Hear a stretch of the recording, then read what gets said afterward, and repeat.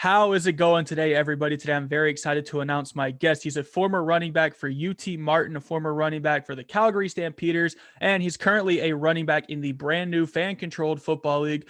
LaDarius Galloway, how we doing today, brother? Man, we feeling pretty good, man. How you doing, man? I'm blessed. I'm blessed. So first and foremost, we got to represent that hometown. So tell us a little bit about your hometown and what makes it so unique.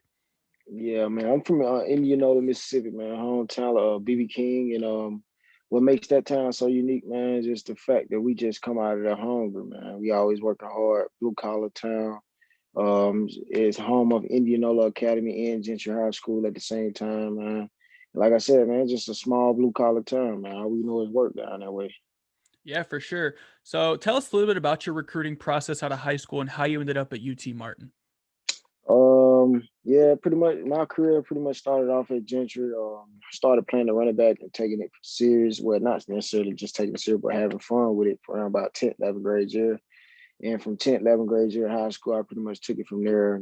Got to my senior year high school, rushed for 2,000 yards, was a big name coming up. Top running back in the state of Mississippi. Had rushed for 1,000 yards in 4 games, coming out, was top in the nation.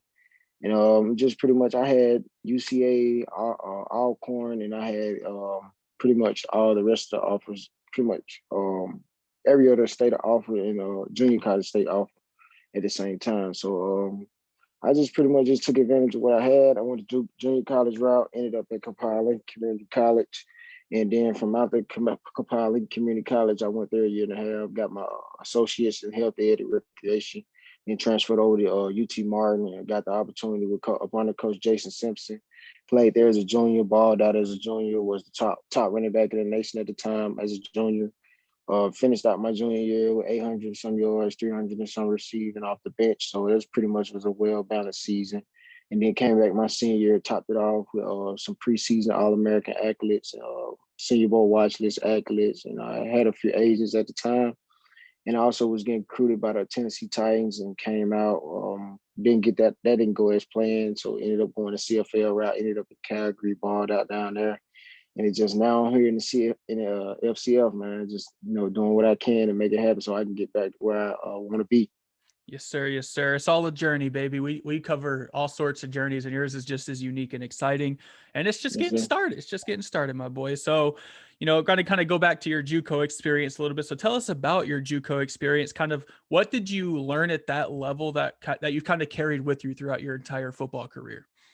What I learned in junior college is, man, there's just simple values of hard work, man. Just learning how to take the film room and put it on the field. Playing up on the coach Glenn Davis, he was always big on guys as far as details and running back. He was also a running backs coach at Mississippi State, so he kind of understood with from the experience of coaching the running back position, what he pretty much was looking for from that position, being that he was a head coach at the time. So I just wanted to make sure I put on film exactly what he was looking for as far as like detail runs and finish runs and being able to catch the ball out the backfield.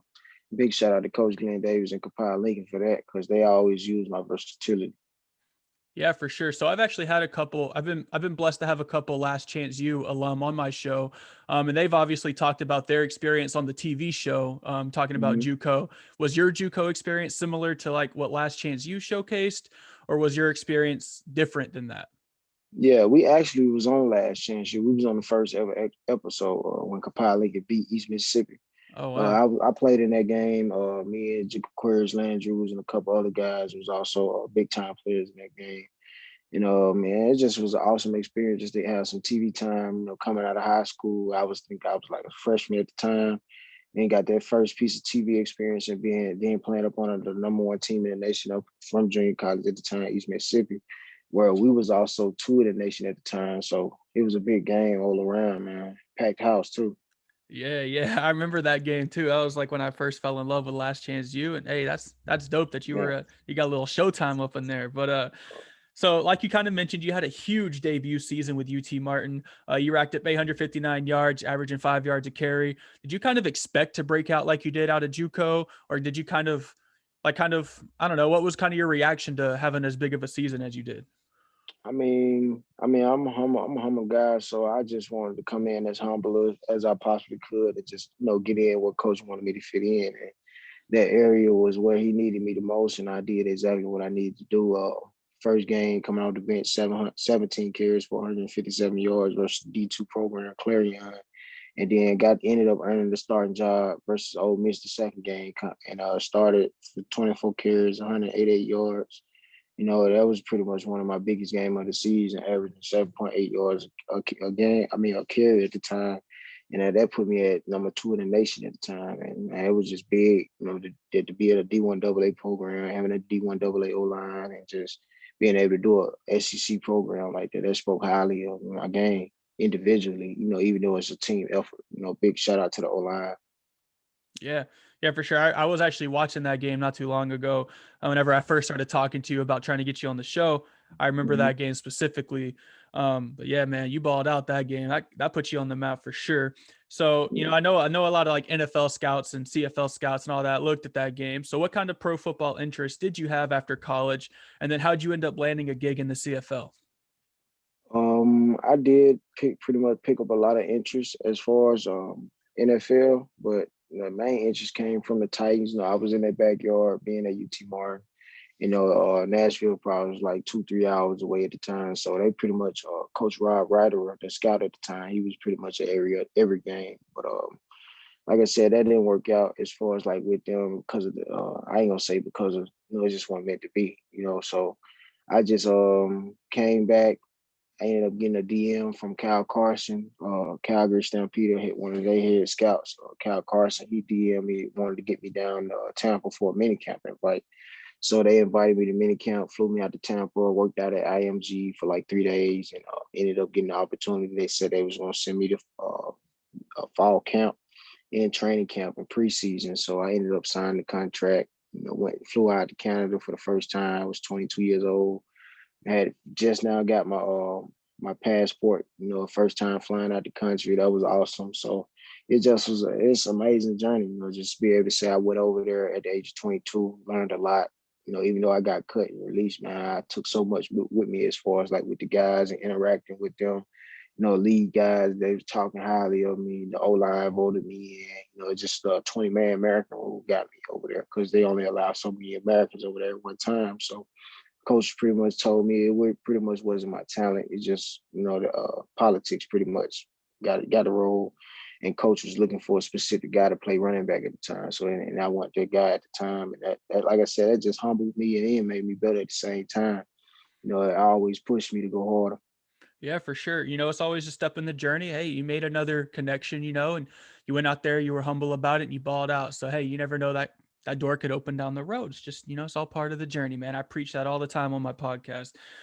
Yes, sir. So you kind of talked about it already, but kind of what was your experience in the CFL like, and how difficult was the transition to CFL rules and field size? I know they have some crazy rules, like they only got 3 downs, the field's crazy. Yeah. Tell us about your experience. Man, the field is 60 yards wide, like 60 yards, at least 60 yards wide, probably like 120 yards long. And you talking about in shape. And then being that we was like 3,000 and some feet up in the air, being in Calgary, Alberta at the time, man, I was like, wow, the air is so thin. And then like I'm talking about like from living in Calgary for like almost a month to going back home, air difference was way different.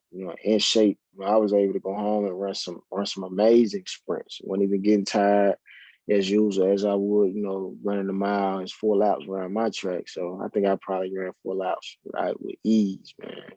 Once I came back. But like I said, man, the experience in Calgary was awesome, man. The guys were awesome. The coaches was.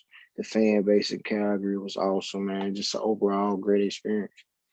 Yeah, people sleep on the CFL a lot too, man. That is like literally the step below the NFL, dog. Like, it's crazy up there, man. I've never been to a game, but it's definitely on my bucket list to see a CFL game. That's for sure.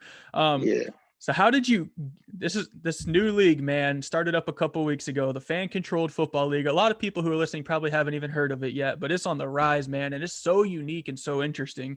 How did you get into the Fan Controlled Football League, and kind of what has that entire experience been like so far? Okay, I pretty much started, man. I had got the opportunity to come to camp in Atlanta, in front of the Screwing, Coach John Jenkins, Coach Ray Austin, and other coaches at the time. And I got the opportunity to come down and just showcase my talent, man. coaching that was just blown away. You know what I'm saying? What they seen from my skill set as far as like catching the ball and being a receiver and playing running back at the same time. So they just liked it, my versatility. I think overall they liked it was my character and my speech, you know, how I able to interact, you know what I'm saying, face to face, you know, as far as like conversation and everything. And like I said, it was just went from there, man. And just being in the CFL, the FCF, and just seeing it all work out from that point to now. And just, man, it's just amazing. You know what I'm saying? Just to see how it took 7 years for this to get on board, and what we'll be the first ones to make history, man. It's a blessing, you Yeah. know. And like I said, coaches, man, coming in, watching us, and we being coached by legendary coaches. You know, Judge Jenkins being a legendary coach himself, man. It's just, like I said, it's a blessing, man. Awesome to have and to be a part of.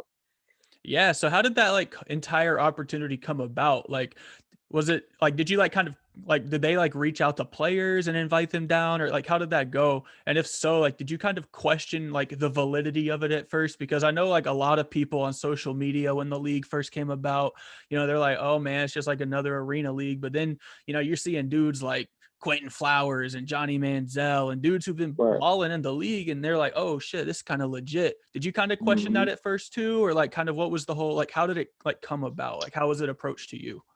I mean, it was approached to me through my agent. You know, he told me about the camp. He told me about the FCF new league coming out. I'm like, oh, okay. I'm like, never really just heard of it, but you know, it seemed like a great opportunity, so I'm gonna take it. So, and then I took it, man. And like I said, just seeing it work out from then until now, seeing like the guys and being able to still interact with guys, you know, what I really just missed, you know what I'm saying, from the love of the game, man.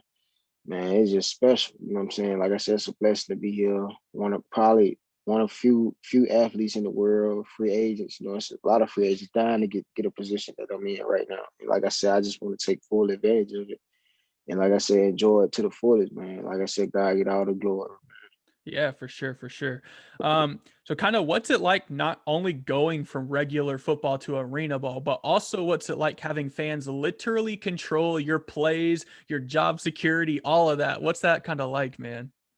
I mean, with fan control football, I wouldn't really just say it's arena ball because it's still, if it were like say for 11-on-11 football, man, it still would be the same. It's just like inside run and 7-on-7 mixed together, because when we go 21 personnel, that's too tight. Yeah, When we go 30 personnel, that's big personnel. That's when we can get into a lot of runs and a few passes. But when we go 21 personnel, we can also do the same thing. It's just a lot more speed out there. A a lot more guys able to go out for routes at the same time, which more than likely around about 5, including the running back. So, like I said, man, I really wouldn't say the FCF is arena based. I feel like it's more basic principle based as far as like with the NFL and what they're I looking for, agree. as far as like, you know, being able to make those cuts on outside runs, or from a defense standpoint, being able to cover in small spots on the field, or just small areas on the field. And like I said, man, from playing it at the running back position, being able to just running the ball from the last few weeks, man, it's a lot more tighter. And I think coaches in the NFL want to see a lot of running backs get more north and south versus east and west. Like I said, that's what I've been working on all week, just for as like cleaning up and seeing what holes in the defense that I can get in the runs to where they'll keep me north and south a lot of the times. Yeah, and that's one of the things I've always loved about like indoor football, arena football, all that stuff. We used to have an arena team up here where I live. We don't have it anymore. It's actually coached by the Liotta brothers, who are coaching up there now too. Um, Mm-hmm. but yeah, it's like you don't have room to not be athletic in indoor football. You just don't. There's only 7 dudes on the field at the same time, on the offense, 7 dudes on the defense, there's no room. Mm-hmm. There's no room for mistakes, and you've been balling, bro. You got franchise tagged right after week 1, bro. So you already made your statement on the league. So kind of with that being said, on your entire career, we got to Mm-hmm. know who's the best player you've ever played with and the best you've ever played against. You can shout out a few names. I know this is a hard one. The best I ever played with, no matter what year, like No high matter high school. school, little gritters, bro, FCF, college, bro, it don't even matter. CFL, anywhere. I gotta go with the Mississippi Alabama game, man. Just balling with some of the Mississippi guys like Jonathan Abrams, Jamal Peters, Leo Lewis, Raphael, Rashard, them some of my guys we played with all together coming up. So, just playing with them and playing against probably I could probably say is my dog Win McManus. Man. He played at the University of Memphis with Calgary right now. Got an opportunity with the Saints. Man, just he gonna challenge you on no matter what it is, man. Athletic linebacker. Always around the ball, always gonna get to the ball, always having a lot of passion for the game. That's my boy. Big shout out to my dog Win. Yeah, you got to help me get him on the show. I'm a big Saints fan if you didn't know that, but Man, I'm a Saints fan too, my man. You know hey, what I'm saying? You little yeah, pig yeah, farmer, yeah. man. You feel me? Who Dat Nation, baby. You already know we run deep. You So, feel me? hey, so what is kind of like a week in the FCF look like, man? Like, what's your practice schedule? Kind of what's your downtime like? I know you guys are in a bubble, right? So, like, kind of tell me a Right. little bit about all of I that. mean, Let's like normal operations throughout the week. okay, yeah. Sundays and Mondays we got the days off. Pretty much a lot of cold tub day. Sunday cold tub day, Monday cold tub day, film day. Interact with coach day. Some of the guys Tuesday. We're looking at wake up in the morning, going first thing, first COVID test, breakfast, and then we're gonna get into offense, defense meetings, and then we take it to the field around about 11:50, bust the parts, and then we get it in for probably about 2 hours, 2 hours 30 minutes maybe. And then we get back to the room, man. Pretty much get a dinner in or get a lift if you got lift that day. And then we just finish it off with an offensive meet around about 8:30. And then team meet around about 8:30 and offensive meet around about 8:45, defensive meeting at 8:45. So that's pretty much the day or day to day going on with the FCF right now. The bubble is awesome, food is awesome. The way the training staff is awesome. The ladies and the males and females that cook our food, they're awesome. Man, I think just the bubble is dope, man. Video games, the Twitch guys are around, hotel staff, and they're amazing too, man. As far as like getting us clean, proper bedwear and everything. So laundry's good and all that, man. It's just the FCF is doing its thing first year. Yeah, it looks like it, man, and it's exciting to watch. For those of you who don't know, you can stream all their games on Twitch. They have a draft every week. They got games on Saturdays, right? Fridays and Saturdays, stuff like Mm, that. yeah. Saturdays, everything like that, Win, man. yeah, Wednesdays one-on-one days. Wednesdays one-on-one and draft days. Saturdays pretty much, one-on-ones, and then we're gonna go with game day. Yeah, and it's super exciting to watch. You got all sorts of stars out there. You probably seen CFL games, NFL games, top-notch college players out there too. And then you got Hmm. dudes who didn't get their fair shot in college and stuff like that, CFL, and they're out there balling out doing their thing too. So it's just got a perfect blend of everybody. So Exactly. we got to know, man, what's next for you, whether it's football, whether it's career-wise, what's next for you, my man, so we can all stay tuned. I mean, I really don't know what's next, but I got a plan. Whether I be continuing on with football or not, man. I do believe that I do get a shot at the NFL or either CFL again. And if I don't, I still got the awesome degree to fall back on. I majored in business and graduated from UT Martin. Graduated with my bachelor's in business, so where I'm also a personal trainer at home on the side and also a coach at the same time. So that's when you see me wearing the shirt logo Shift Team. That's my brand and logo. Big shout out to Shift Team. Big shout out to LG7 Sports Training. And just man, that's what I want to look and get into, man. Just share everything that I learned from the football game and put it back into the youth because at the end of the day, you know what I'm saying, it's our gift as humans, you know what I'm saying, to live here on earth and to serve others. You know what I'm saying? So I tell people all the time, man, find your gift, you know what I'm saying? And then after that, after you find your gift, serve it back to the world, man, and die empty, bro. So Yeah. that's one of my biggest goals, man. Just have fun, man. Live, have fun. You Yeah. know, And I was just gonna say, oh man, that I learned that pretty much just from like the last past year. I lost my pops March 27th, 2020, and then I yeah. lost my big brother July 18th, 2020. So I just been pushing for them ever since, man. My big brother was 23. I'm 23 right now, so I gotta push forward for them, So Damn, prayers, my boy. That's tough. That's tough.